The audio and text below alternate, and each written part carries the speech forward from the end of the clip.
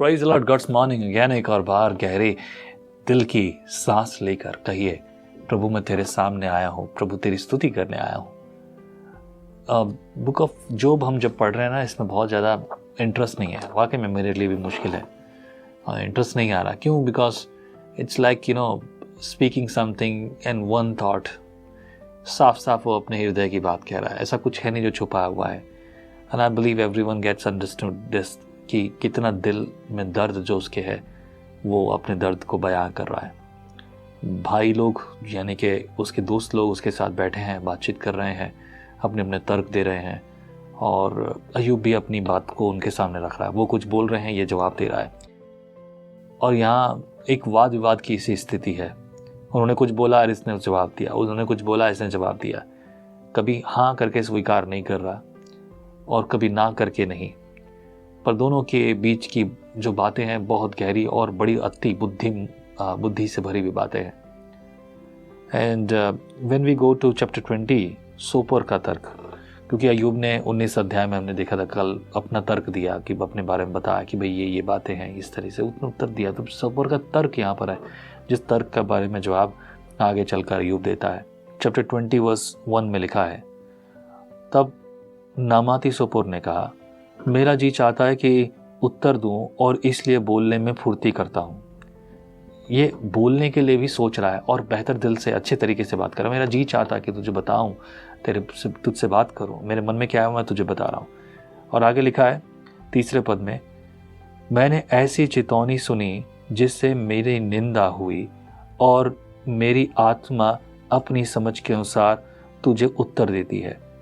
क्या तू यह नियम नहीं जानता जो प्राचीन और उस समय का है जब मनुष्य पृथ्वी पर बसाया गया, कि दुष्टों की ताली बजाना जल्दी बंद हो जाएगा और भक्तिहीनों का आनंद पल भर का होता है।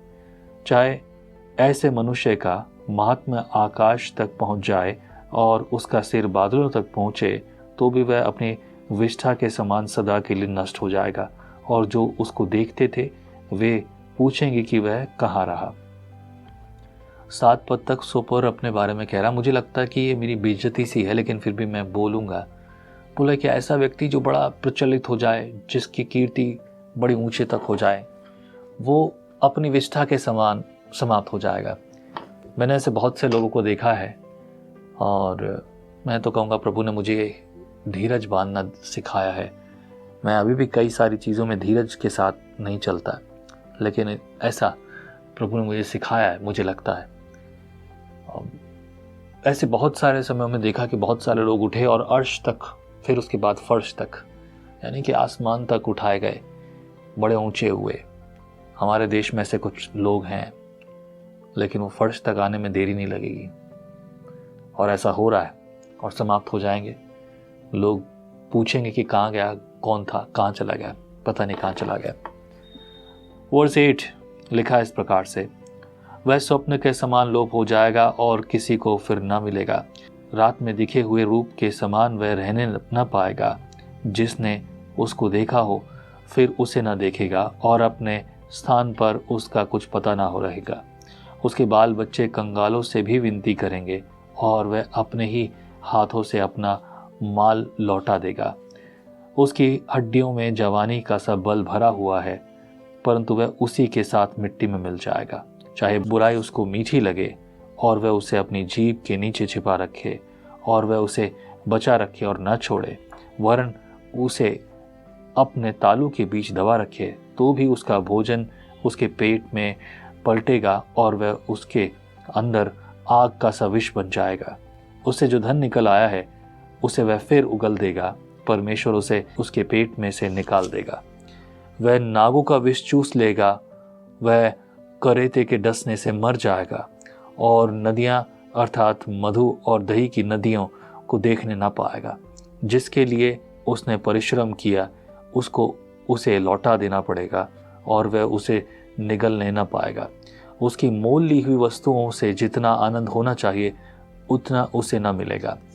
मैंने अपने जीवन में ऐसी बातें बहुत महसूस की हैं प्रियो, और मैं सालों तक ऐसा करता रहा, देखता रहा। ये मेरे प्रभु में आने के बाद की बात है। But I know one thing, God has plan purpose behind each thing. हर चीज़ के पीछे परमेश्वर के पास एक उद्देश्य है, और वो उद्देश्य कभी परमेश्वर छोड़ता नहीं, पूरा करता है। ये उसका काम है, उसका व्यवहार है, उसकी मर्जी है, और वो हमेशा पूरा करता है। वही चीज़ें वो अपने लोगों में पूरी कर रहा है। वर्स 19 में पढ़ूंगा, आपके लिए लिखा है, क्योंकि उसने कंगालों को पीस कर छोड़ दिया, उसने घर को छीन लिया, उसको वह बढ़ाने ना पाएगा। लालसा के मारे उसको कभी शांति नहीं मिलती थी, इसलिए वह अपनी कोई मनभावनी वस्तु बचा ना सकेगा। कोई वस्तु उसका कौर बिना हुए न बचती थी, इसलिए उसका कुशल बना न रहेगा। पूरी संपत्ति रहते हुए भी वह सकेती में पड़ेगा, तब सब दुखियों के हाथ उस पर उठेंगे।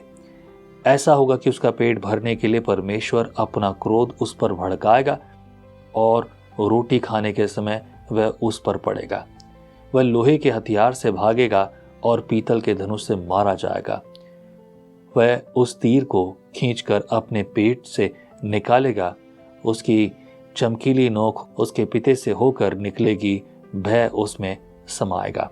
सोचो, किसी के साथ ऐसी बड़ी घटना घट रही हो, सब बातों में टूटा हो, शरीर से भी टूटा हो, मन से भी टूटा हो, विचारों से भी टूटा हो, धन से भी टूटा हो, परिवार से टूटा हो, बिजनेस से टूटा हो, तो क्या होगा? ऐसे व्यक्ति का स्थान लगभग समाप्त हो जाएगा। मैंने ऐसा अनुभव किया है, पर अब नहीं करता, क्योंकि मसीह मेरे साथ है। मैं आशा करता हूँ आपके जीवन में भी ये बात है। जितने लोग सच्चाई से प्रभु से प्रार्थना करते हैं, रिश्ता रखते हैं, जो प्रभु में जीने की लालसा रखते हैं, उनके मन प्रभु यहोवा ऐसे तैयार करता है कि हर परिस्थिति में मजबूती से खड़े रहते हैं। और यही तो हमारा अल्टीमेट गोल है कि हम प्रभु में ऐसे खड़े रहें।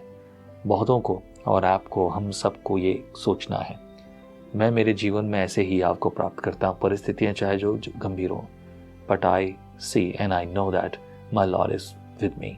मैं हमेशा उसे अपने पास देखता हूँ, अपने नज़दीक देखता हूँ। वर्स 26 वचन में, उसके गाड़े हुए धन पर घोर अंधकार छा जाएगा, वह ऐसी आग से भस्म होगा जो मनुष्य की फूंकी हुई ना हो, और उसी से सकरे डेरे में जो बचा हो वह भी भस्म हो जाएगा। 27 में लिखा है, आकाश उसका अधर्म प्रकट करेगा और पृथ्वी उसके अधर्म विरुद्ध खड़ी होगी। उसके घर की बढ़ती जाती रहेगी, वह परमेश्वर के क्रोध के दिन बह जाएगी। परमेश्वर की ओर से दुष्ट मनुष्य का अंश और उसके लिए परमेश्वर का ठहराया हुआ भाग यही है। यह सोपर की तरफ से बात थी जो अय्यूब के साथ बात करते हुए उसने कही। देखा जाए तो सारे मित्र और अय्यूब बहुत ही उच्च किस्म की लेखन शैली के साथ, मतलब बातचीत की जो शैली है इनकी, उन शैलियों में वो बात कर रहे हैं। Sometime it is hard to decode, मतलब कुछ समझ पाकर उसके बारे में बोलना वाकई में मुश्किल है। But for me is this like एक बार जो मैं पढ़ रहा हूँ, that is like exactly the answer. There is not much explanation because I see the word of God in that way. मैं परमेश्वर के वचन को इस रीति से देखता हूँ कि वो मेरे लिए जो है एक क्लियर आंसर है। वहाँ कोई और चीज़ ऐसा नहीं है जिसे एक्सप्लेन किया जाए। बट आई डू, मैं जो करता हूँ वो ये कि मैं अपने अनुभव से आपके साथ बात करूँ कि जो यहाँ बीत रहा है। आई बिलीव आज के दिन आपको प्रभु ने प्रेरित किया है, प्रभु की योजनाएं पूरी हों। आइए दुआ करते हैं। प्रभु परमेश्वर, तेरी भलाई, तेरी करुणा मेरे साथ भाई और बहन को तू कर, इनके जीवन में तेरी आशीष हो। Bless them abundantly Father, help them to stand in Christ। और प्रभु तेरी योजनाएं पूरी हो। Let they may go in you, let they may have no fear in their life, only the Christ in them। Amen। In Jesus name I ask you Lord, Amen।